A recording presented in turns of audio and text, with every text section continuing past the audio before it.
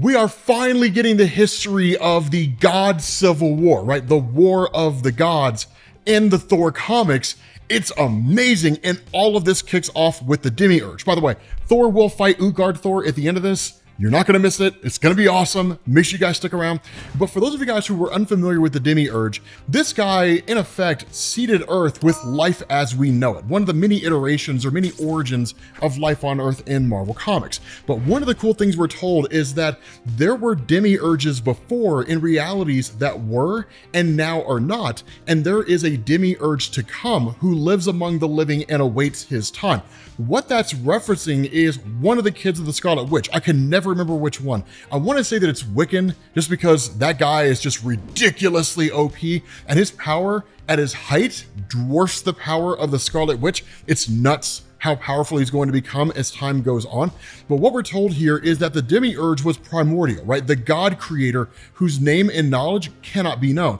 And through the Demiurge, the gods, the elder gods, were brought forth, right? There's one god that is the deep magic, one that is the wheel and the cycle, and one that is life. Now, one of the things to know is, yes, this is ambiguous, and in a lot of ways, it's being kept this way by Marvel. But for those of you guys who were unfamiliar with the Demiurge, these weren't the only gods that it made, right? Beings like Chthon were created by the Demiurge, right? And what ended up happening is that over time, these elder gods basically descended into degeneracy. They started waging war against each other, right? Even going so far as to physically eat one another and consume their power. It was absolutely insane. All the while, the Demiurge watched on. And in fact, we're told these elder gods saw and knew each other, right? As the first gods, the first siblings, the first foes. How could any trick maker exist along the Iron Fate? And one must be ruled by the other. And so the battle began. In essence, what they did is they kind of looked around each other and they said, well, this is the role that I play. And then another one said, well, this is the role that I play. And they say, yeah, but your role is in direct conflict with mine. So you got to go, right? And that's how the whole battle between them started. And we're told all against all, as the Demiurge's cold gaze watched and waited. For thousands of years, the elder gods fought to defeat and consume one another, back and forth, forward and back, creating and following patterns etched in their natures, endlessly repeating cycles, always returning to their beginnings. Now, one of the things that I do want to explain here are beings like Odin. So Odin and Asgard and all that, totally separate from this. They came into existence in their own realm out there, and they have their own origin story, but they were not created by the Demiurge. I think that's something that does need to be explained here. But one of the things that happened is we're told only she who was life, whose name became Gaia, saw past instant gratification to the stagnation that they produced. The earth would not survive this. Life would not survive, because one of the things to know is that humans, at least in a more primitive state, did exist during this point in time. And in fact, humans were swept up in this conflict. You don't really see a whole lot of them here, but they were like consumed, destroyed, because prior to this battle, these elder gods had kind of just carved out sections of Earth for themselves and then ultimately fell into conflict. So humans were around during this point in time, but that was Gaia's concern. The Earth itself would be destroyed, right? Life simply can't exist here. And so we're told that once she perceived this, that she knew something had to be done. A new cycle had to be created, a wheel that turned, yet with each turning made new, she began to plan. Now, this is one of the things that we didn't know up to this point in time. One, Utgard Thor and Utgard Loki are wholly new introductions here. And for reasons that were never explained, Gaia actually whisked the two of them away to the realm of Utgard. Now, you've seen it before, even if you didn't know what it was. If you remember in Thor Disassembled, when Thor got like all the Norn stones and became like this ridiculously OP multiversal force of power, right? Rune King Thor, as a lot of people call him, that he had gone to visit those who sit above in shadow. It's only been recently that we learned that's the realm of Utgard. Technically, it's been that way for a long time, right? Even going back years and years and years. But consolidating all that information into this one story, that had never happened before. And so this is effectively establishing that those who sit above in shadow, these beings that feed on the death and rebirth of the Asgardians, That's these guys, and presumably Utgard Thor represents the cycle of Ragnarok itself, the death of the Asgardians and the rebirth of the Asgardians, the wheel of war. Every group gets into a conflict, they'll be destroyed somewhere along the line, another group or a series of groups will rise up to take their place, they'll wage war against each other, they'll be destroyed, and the cycle will repeat itself over and over and over again. Now, like we covered in the last video, Thor was hopelessly outmatched against Utgard Thor. There was nothing he could do against the force of an elder god, which makes sense because elder gods are just crazy powerful. Even with Thor having like the Thor Force, Odin Force, whatever name Marvel wants to give it, even with that, he couldn't hold a candle to this guy. The best he could do is hold him off. So what he ended up doing was bringing forward Jane Foster, Beta Ray Bill, Storm of the X-Men, and even Loki, and had them all take turns with the hammer, allowing each of them to gain the power of Thor in an attempt to go toe-to-toe against Utgard Thor. Now, one of the things to remember is that whenever Thor lets go of his hammer, if he loses the hammer out of his hand for 60 seconds, he turns back into Donald Blake. It's not something that's part of the MCU, and honestly, it hasn't really been a major focal point in the Thor mythos for quite some time, but it is something that's kind of being brought back here. It's one of those instances where like bits and pieces of Thor's history kind of come and go depending on who's telling the story. But because of that, the hammer is constantly thrown around between them as they launch their attacks against Utgard Thor. And it's kind of cool, right? Beta Ray Bill gets the hammer, then he throws it. Jane Foster gets it, then she uses it. Jane Foster throws it back to Thor himself. But the whole time you get this really, really cool thing, because what happens is that in this conflict, in this battle, basically the wheel cracks, right? The wheel itself quite literally cracks. Now, what this wheel, what it's powered by, how it works, we don't fully know. This is one of those things where Marvel could go so far as to say the very nature and the power of Mjolnir is that it could crack reality itself.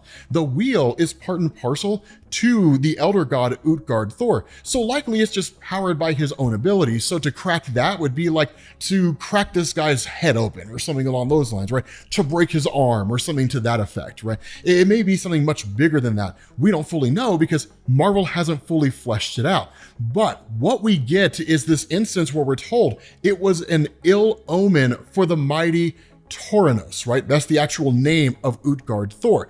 And even Thor comes along and he says, "'Tis the power of Mjolnir, old one, the crusher, greatest of all hammers. The Uru is stronger than ever before and eager to rend the skull of a Titan." And we're told true words, yet Thor was omitting a final truth. Toranos had yet to taste the hammer's greatest power. And so Toranos comes to the realization Mjolnir is what he needs. Mjolnir is what he wants to attain grander levels of power. And so even Loki kind of jumps into this and starts sort of having fun, right? Throwing the hammer back and forth, so on and so forth. And Loki says, magic, mischief, trickery, storytelling, don't get me wrong, they're all fun, but there is something to be said for just hurtling a big hammer at a thunder god's face. Now, this is one of the things that I do want to establish. Loki's not doing this arbitrarily. And even when Toranos had first popped up on the scene and it absolutely dominated Thor, right? Just crushed him, Loki popped back up seemingly out of nowhere and said, "You have to trust me. I will appear to you as an enemy. I will appear to you as foolish. It will look as though I'm doing things that make no sense whatsoever, but understand everything that I do is for a particular reason." Because remember, at this point in time, Loki is the god of stories. So everything that he does has a purpose and it has a function. And so when he throws the hammer, it lands into the hand of Utgard Thor. And he says, "The hammer is mine," right? "Time runs, mights of thunder. In moments, you will lose the power of the storm and be helpless against me," which is an accurate statement, right? They'll lose it all. And it's one of those things, right? Even Storm's is kind of like, yeah, all he has to do is hold on to it for 60 seconds and like, we're going to be screwed. And even Beta Ray Bill says, "I don't understand. How can one foe, or at least that guy, even lift the enchanted hammer?" And this is where the entirety of Thor's plan comes into play. And it's pretty ingenious, right? Thor is, he's very much like Superman, right? In the sense that he's an incredibly intelligent. It's just one of those things they don't really play up that often in Marvel Comics. And he says, the reasons are simple indeed, Bill. Toranos, I judge you worthy of the power of Thor. He gives him his own hammer. Now, this is one of the big changes that Marvel has made in recent years, right? For time immemorial, ever since Thor existed, both outside of Marvel Comics, long before its creation, and even when Marvel Comics came into existence and brought his character in, right? Thor's ability to lift the hammer was based on the enchantment of Odin. Whosoever holds this hammer, if they be worthy, shall possess the power of Thor. That's the way it always worked. And the worthiness enchantment was just relative to whoever was writing the story. It's why Captain America was able to lift it and seemingly everybody in between. What Marvel did recently is they said, actually, within the hammer itself is a sentient storm, and the storm decides who lifts the hammer. So the hammer decides of its own accord. It's the explanation we got for why Jane Foster was able to lift the hammer when Thor lost his worthiness enchantment. But now we're getting this modification where Thor can decide who can lift the hammer. He alone determines who is worthy and who is not. And so when Utgard Thor gets the hammer, he simply says, the ancient storm meets with new, and the past and the future are one in me. Nothing is beyond me now. I shall rend you all to dust and bones, crack the earth and drink of the magma. All will end in a sea of fire and blood. With the hammer at his disposal, he could, because we know just by the nature of Uru metal combined with the various magics within the hammer, the sentient storm itself, very few people are able to overcome its power, right? It's one of those things where in the right hands, you could literally wipe out most any and all foes that exist out there. But what ends up happening is Thor asks the question of Utgard Thor. He says, before you embark on that noble goal, I have but one small question for thee. Answer if you can.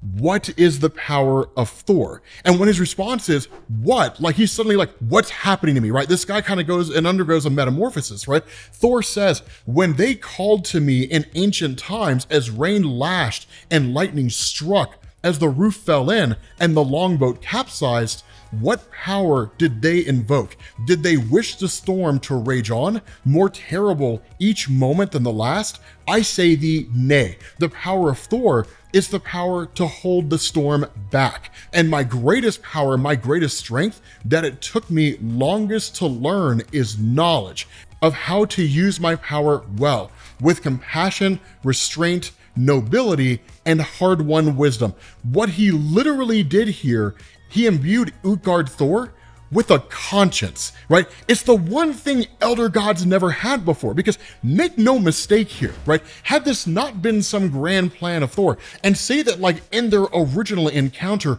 Utgard Thor had managed to like kill Thor, this guy would have wiped out all life on Earth. Nobody would have been able to stand against him, shy of Marvel bringing in like Franklin Richards, or like the Marquis of Death, or some MacGuffin, right? Some crazy reality warping character.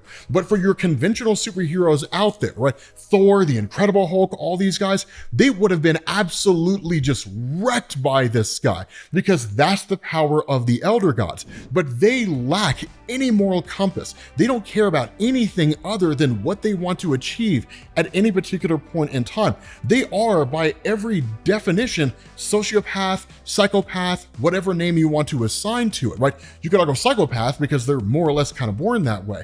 But by giving him a conscience, suddenly it all comes crashing down, right? He says, it burns and screams, it shrieks, curse you, Thunderer, may you wear a crown of all my torments upon thine own brow. For this soul torture, this showing me what I have done, 'tis only what I was bid to do, what I was loosed upon the earth to do, at the command of my brother, the magic maker, the Utgard Loki, and she who first sealed me away, thy mother Gaia.